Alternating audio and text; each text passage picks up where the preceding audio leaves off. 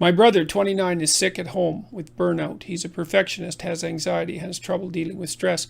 How can I help him become stronger? Well, you could encourage him to go talk to a therapist. You could tell him to go find, you should probably make an appointment with 3 of them. Go talk to each one for an hour. And if he likes one of them and he finds one who listens, then he can go back a couple more times. But it isn't going to hurt him to go once at least to go talk. It's also possible that he needs someone to talk to him about medication. Antidepressants, if he's in real trouble, antidepressants are often very helpful to people. Not always, but often. And so that is a lot better. Taking an antidepressant beats the hell out of being sick at home with burnout and its attendant dangers, cognitive dangers, dangers of stress-induced illness, dangers of suicidal ideation, all that sort of thing. I would also recommend that he try the self-authoring program. If he's at home, he could write about his past, he could write about his present, he could write about his future, he can do a bad job, he can do it over days.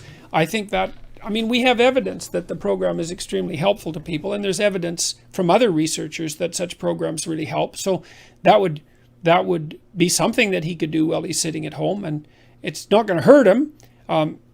Going over some of the more complex material might make him feel slightly worse in the short term, but the long-term payoff is very, very high.